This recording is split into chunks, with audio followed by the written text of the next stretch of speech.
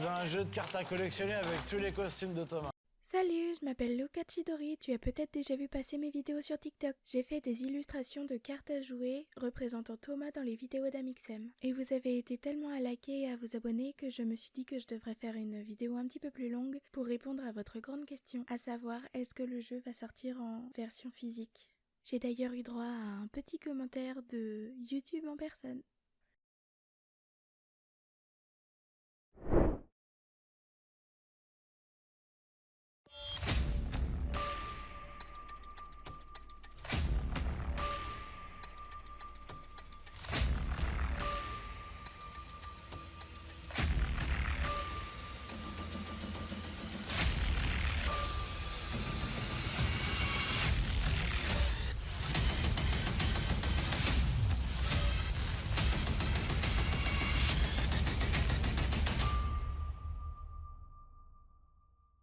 J'aimerais tout d'abord faire un petit point avec vous sur le droit d'auteur et la propriété intellectuelle.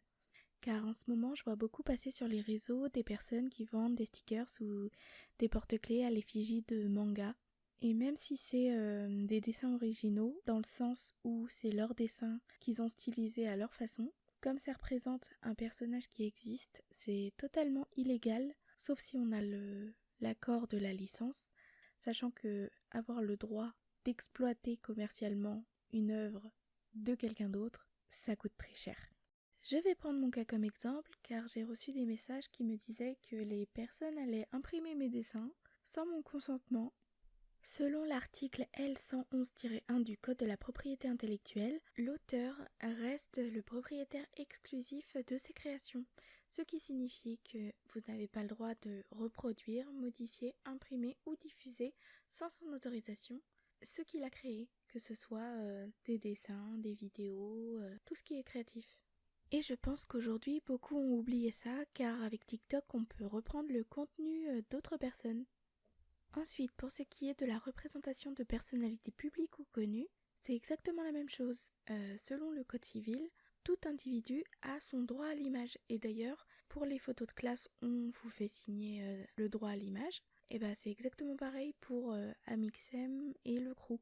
Je n'ai pas le droit de les représenter sur des créations commercialement, car je n'ai pas leur autorisation. Et là, vous devez vous dire que je me suis appuyée sur des textes de loi, mais j'ai pas répondu à la question. Du coup, qu'est-ce que je peux faire maintenant ?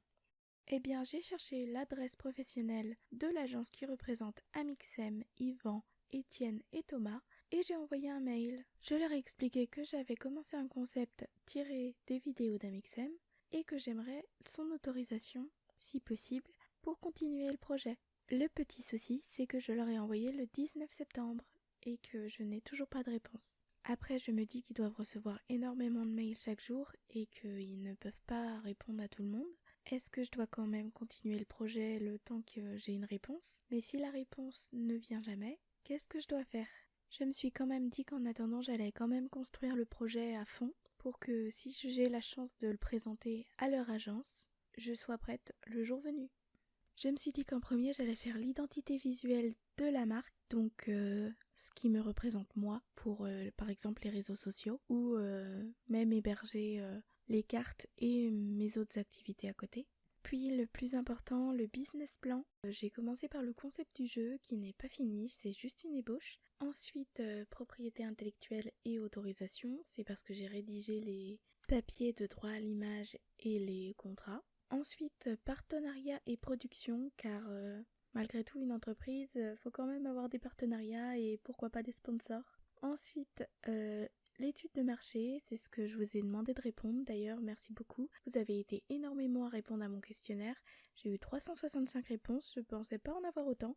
Mais je vous remercie parce que du coup, si j'arrive à avoir un entretien avec Amixem, je pense que ça pesera lourd dans la balance d'avoir autant de réponses. Ensuite, le business model, la stratégie marketing, le prévisionnel financier, la roadmap et la vision à long terme. C'est pour les entreprises, il faut estimer les gains qu'on fait sur 3 ans. Si jamais ça vous intéresse, dites-le moi en commentaire et je ferai une vidéo pour détailler comment on fait un business plan et surtout comment je fais le mien parce que j'ai pas la science infuse et c'est possible que je fasse des erreurs sur mon business plan et peut-être que en vous expliquant comment je fais. Certains diront « Ah bah c'est pas comme ça ».